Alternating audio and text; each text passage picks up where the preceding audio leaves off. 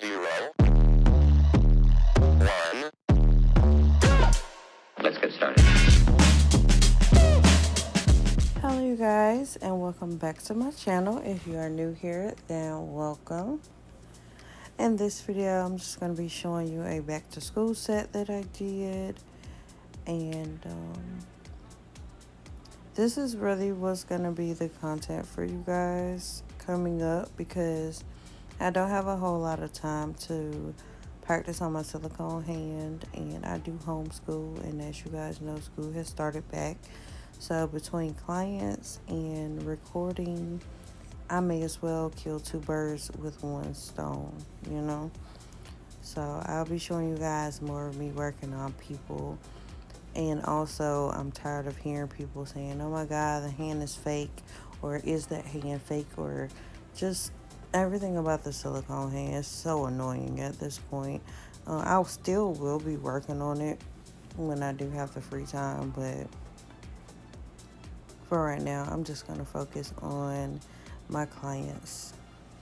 So I'm using my really small sanding band, and these sanding bands are a game changer. They help me so much with cleaning up my cuticle area. I don't like to use nippers because I just cannot seem to, I just don't like them. I feel like it's easy for me to pinch meat instead of skin, and I don't even be going far. And I know that the part that I'm supposed to be cutting off is like clear or white or translucent or whatever, but I promise I could cut that and it still is meat. So I just don't even, I don't bother with nippers. I might try the cuticle scissors at some point, but until then, I'm just going to use my small bit.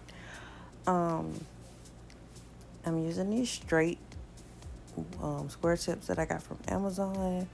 I had the natural nail tips, but not everybody likes curves, so I went ahead and got some straight ones. I know I look like I'm being super rough with her hands, but I promise you I'm being super gentle. I haven't had any complaints from my clients, thank God, and I've had like 21 this month, and I just started doing nails, taking clients this month, so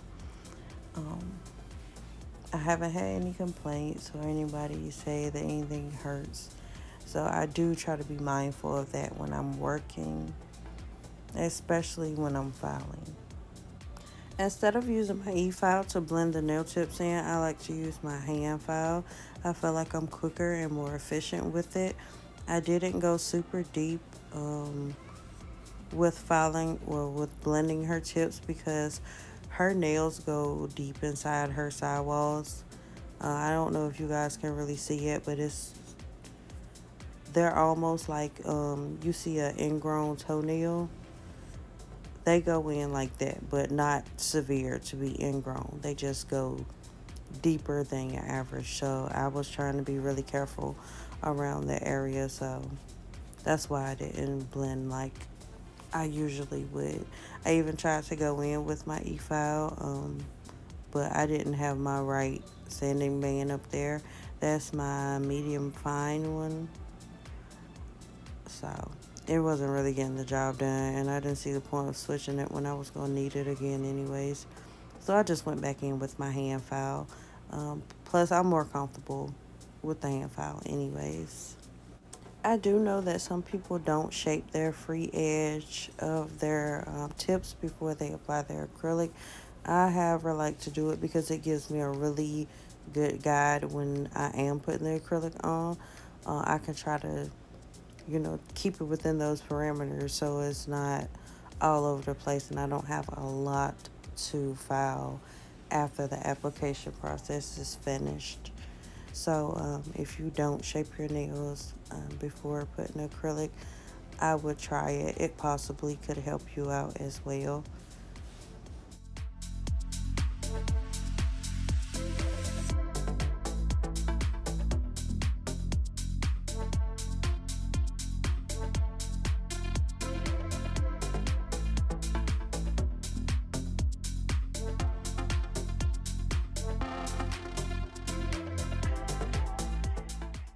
Once I'm done with the tips and blending and shaping, I like to go in with my nail prep and my bond.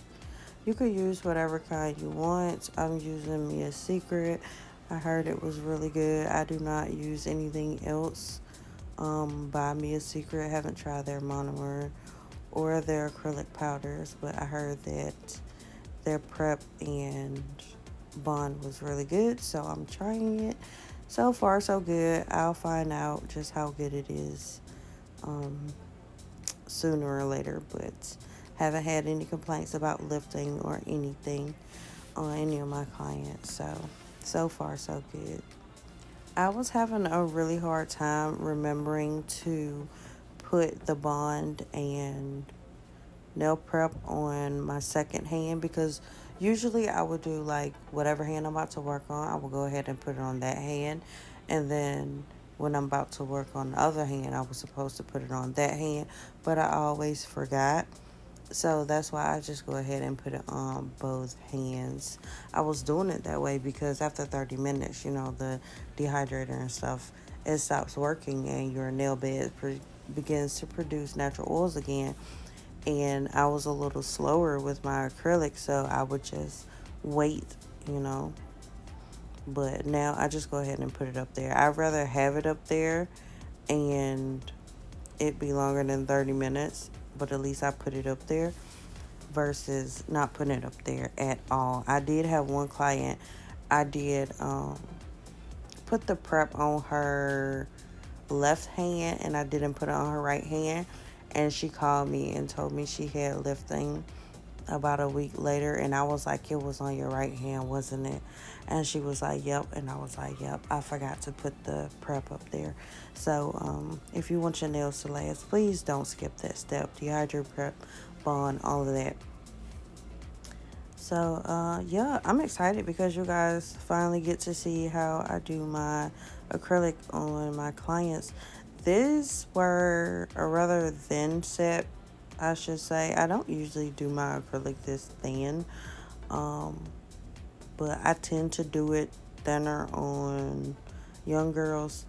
I don't know why. I think it's just to kind of not have so much on their nail beds, It's thin, but they're not gonna just break either. But mistake I made here, I think the gap between the cuticle and where I laid my first acrylic bead was too far apart. So I had a larger surface to try to cover, and it kind of like thinned out my acrylic. But I do go in again to thicken it back up. You'll see me do that a lot. I like to do 2 beads. If I have to do 3, 4, that's fine. Whatever it takes to get the nail to look how I want it to look. There's no set amount of beads.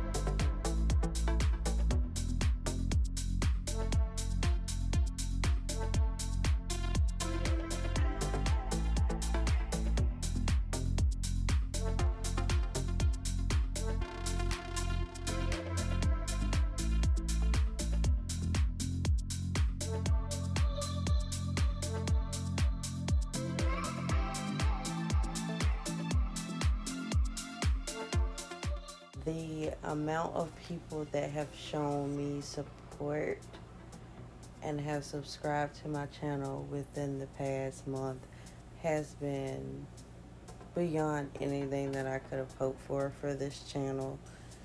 I just want to thank you guys from the bottom of my heart. I am so very thankful to have you guys enjoy my content and interact with me and all of those other great things. I absolutely love you guys for that.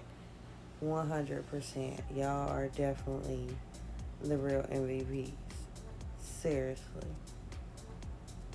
Like, it's crazy that majority of the support you get are from strangers. But hopefully you guys aren't strangers much longer. We have a long journey ahead of us for this channel, and I hope you guys stick around to enjoy the ride with me and to watch my growth. And eventually, there's so many things that I want to do with this channel. Like, when I do get monetized, whenever that happens, I want to be able to give back, you know, to the supporters who, you know, really just help me get to where I'm going, you know, to be able to put together, I'm sorry, y'all, I'm holding my baby, he's kind of snoring, but, to be able to put together, like, starter acrylic kits for you guys, for anybody that wants to start doing nails, and to be able to really dedicate more time to actually teaching, kind of like online, but through my videos, something that you guys can refer back to. Like, there's so many things that I want to do. And we're going to get there. We're going to get there eventually. But anyways, thanks again, you guys. I love y'all for all of the support. And if there's anything you guys want me to see, as always, leave a comment. You guys want me to see, Lord. If there's anything you guys want to see from me, leave me a comment, and I will get to it as soon as I can.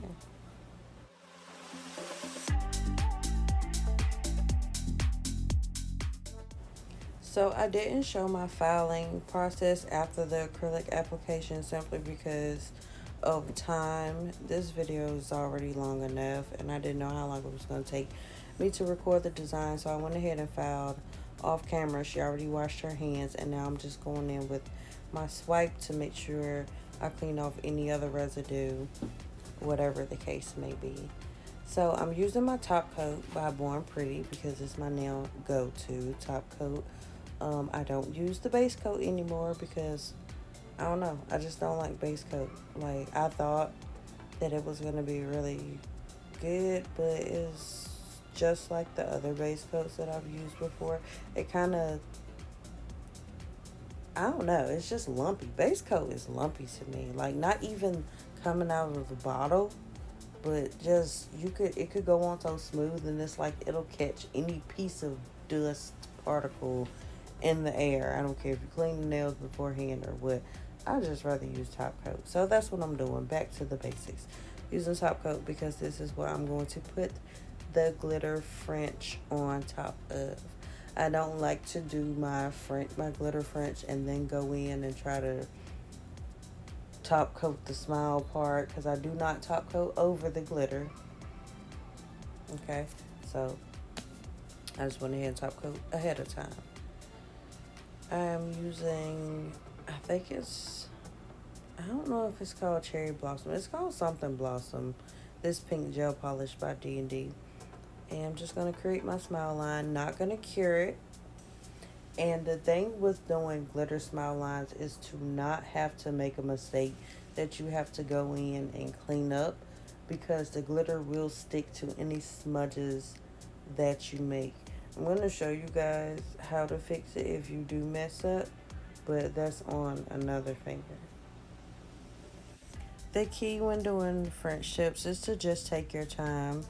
People tend to forget that when they're getting their nails done, French tips do take a lot unless you've been doing them for years and you could just do them really fast. They do take a lot, so you have to take your time. please don't be intimidated by people like, oh, how long is this going to take? Or are they rushing you? I understand they have stuff to do, but you knew the design you picked, and so now you have to wait so I can do it, because you are a walking billboard for me. You know, if somebody sees your nails and they look jacked up because you was rushing me, that's a reflection of me, not you. So y'all keep that in mind when you're working on people, even though that's not the case in this situation. I mean, she 16, she got all the time in the world, you know. But yeah, I think this is the finger that I messed up on a little bit. I'm not for sure, but if it is, yep, this is it. That's why I don't like to go in with the polish brush, because it's so easy to just go over the line if you're moving too fast.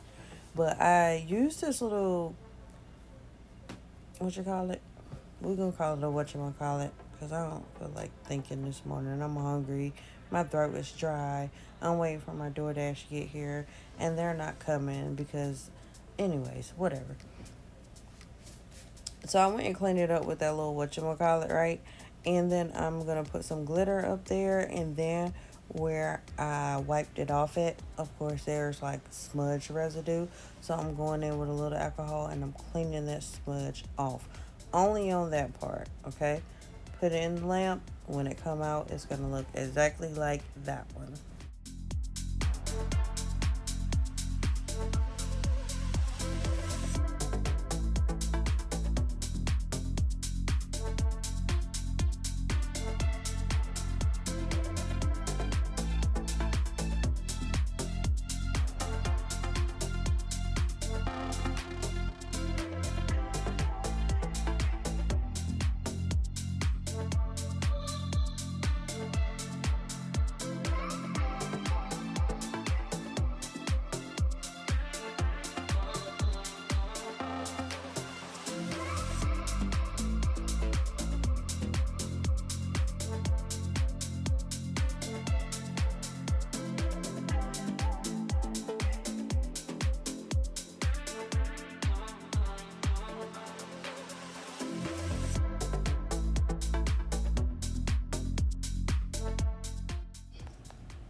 Now that I've finished my glitter Frenchies, I'm just going in to create some hearts. I am going to be doing 2 color hearts, the light pink and the dark pink. Hearts are really simple. Just get your dotting tool, put 2 dots, and bring the bottoms together. Boom. You got a heart. Real easy and simple work. Make sure that you're not putting your dots too close together, because then you'll kind of end up with like a upside down Hershey, because the heart won't have an indentation in the top, so it'll just look weird. And I did do that on one of my hearts, but it's okay. And after I finish the light pink heart, I am going to top coat it, because the dark pink hearts are going to be glitter just to match the French tips.